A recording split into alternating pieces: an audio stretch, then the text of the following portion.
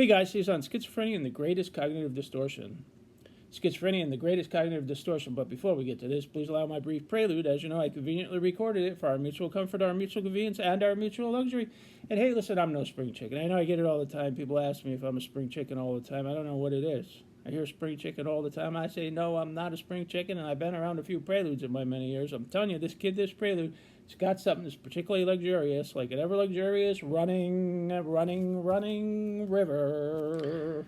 Hello there, my name is Robert Francis. You've stumbled on my Unconquering Schizophrenia YouTube channel, where me and the bird... Oh, the bird's on vacation, so I can bring the bird to the companion. Otherwise known as the companion. My medical confidentiality. I'm a licensed clinical social worker times 15 also known years. as the companion. I've been diagnosed with schizophrenia for a score 5 and 1. It's the companion. That puts a little gray fleck in my beard. The companion. Thank you for joining me on my channel. Now to topic. To topic. Dr. Aaron Beck, the father of cognitive psychology, identified a lot of cognitive distortions, and from his work, people picked up on cognitive distortions, and they've created a bunch of them.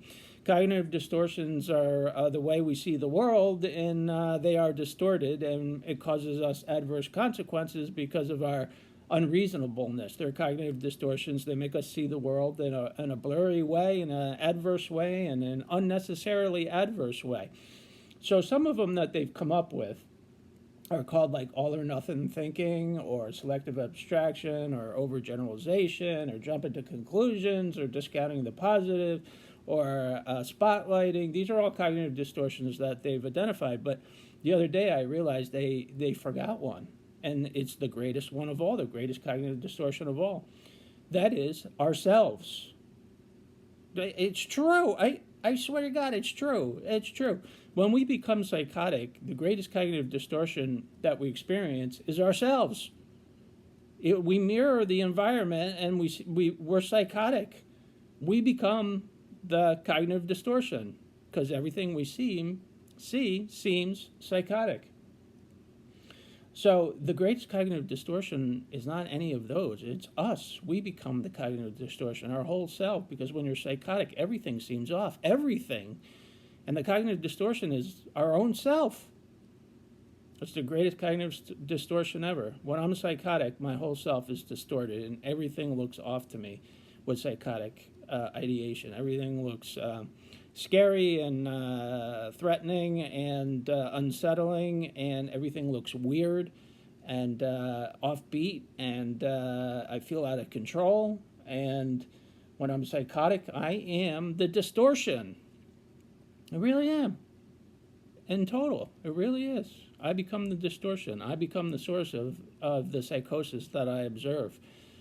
So what is the remediation to that? I guess, when you're psychotic, you got to understand that you got to get yourself back into focus. Literally, you got to get yourself back into focus so that you're not distorted anymore. And you got to see things in a way that's not psychotic anymore. You got to move yourself from a distorted sense of self to a more reasonable sense of self. And yeah, the greatest cognitive distortion is ourselves, especially when we get psychotic, because everything we see is psychotic, and we're entirely distorted. It's really true. I swear to God, it's true. I swear it is. It's accurate. It's accurate. So when we're distorted and we're psychotic, we got to move towards a more rational self and seeing things in a different way. But yeah, I think they should add that to the list, and that's very luxurious, like a running river. Love the river. All right, go for a swim. We'll see you next time.